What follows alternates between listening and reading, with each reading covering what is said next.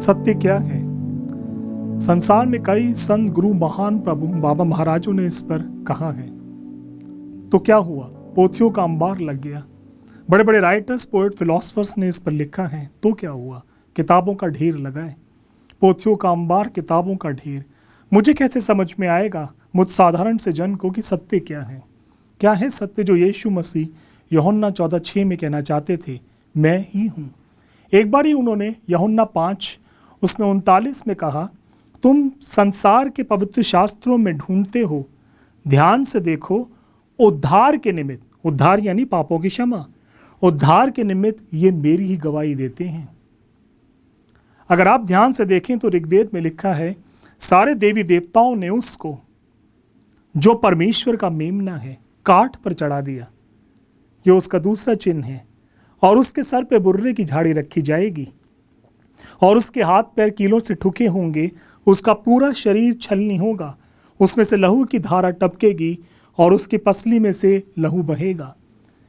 और नीचे लिखा है, इसी परमेश्वर के मेमने के द्वारा संसार के निमित्त पापों की क्षमा संभव है। किसकी ओर इशारा करते हैं? अगर आप कुरान में देखें तो वहां लिखा है, यीशु मसीह को कहा गया है कलामतुल्लाह। जब कुछ नहीं था तो बनाया गया खुदा ने कलाम से, और वो जो कलाम है यीशु मसीह है। उसे कहा गया है रूह अल्लाह, कुंवारी से पैदा हुआ है अल्लाह की रूह से।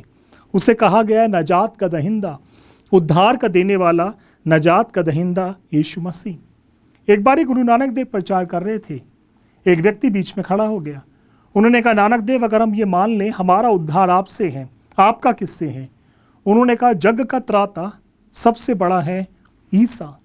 ऐसी जगह जगह कई स्क्रिप्चर्स में यीशु मसीह के बारे में लिखा है और हमेशा एक ही बात को फोकस करता है, और वो है पापों की क्षमा। ऐसा क्यों है? अगर एक परमेश्वर है तो आप उसे बांध नहीं सकते। उसके स्वरूप को आप संसारिक आबंडरों में, दिखावों में, संसारिक जतनों और ज्ञानों में समेट नहीं सकते। वो कहना क्या चाहते थे? ध्यान से देखिए, अगर मुझे अपने आप को जीवित रखना है तो मुझे खिलाने पिलाने के लिए खुद को कामों में ढालना होगा। मुझे कुछ कमाना पड़ेगा, उसके लिए बिल पे करना पड़ेगा।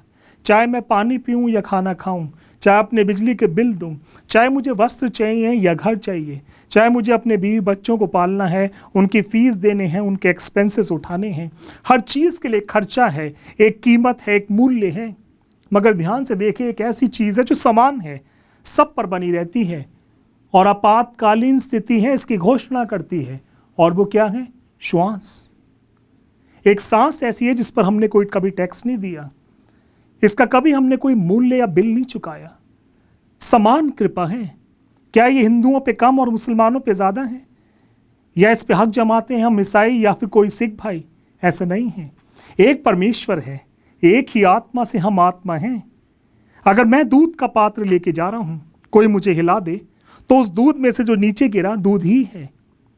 ऐसी एक ही परमेश्वर से हमारा स्वरूप है, जैसे एक ही परमात्मा से एक आत्मा। अगर वो दो होते और कई होते तो मैं एक बार ही मर के दोबारा से उस दूसरी आत्मा से दूसरा जीवन जीता, क्योंकि एक से एक ही अंश है। ये इस बात का प्रमाण है कि परमेश्वर की कृपा समान है।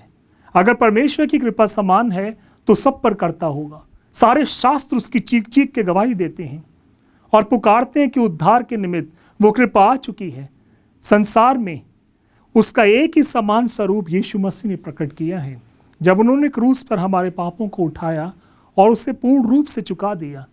जो उसको दिल से ग्रहण करता है उस कृपा की मुनादी करता है। जो उसे दिल से ग्रहण नहीं करता, परमेश्वर के हाथ को छोटा करता है, पक्षपाती करता है, असमान करता है। अगर पिता होगा तो सबसे बराबर ही प्रेम करेगा। मेरे 2 बच्चे हैं, एक बेटा एक बेटी। किसको ज़्यादा प्यार करता हूँ और किसको कम, कभी सोचा भी नहीं, कभी विचारों में नहीं आया। परमेश्वर के प्रेम को कब ना आके उसने नीचे देखा, उसके बच्चे एक व्यवस्था के हाथों में फंस गए। यीशु मसीह के स्वरूप मराया और सबके पापों को स्वयं पर उठा के पूर्ण चुकाया है। समान प्रेम, समान कृपा पिता की रीति पे, ताकि हम धन्य रूप में उसकी संतानें कहलाएं। आप सबको परमेश्वर आशीषित करें इस वचन के द्वारा।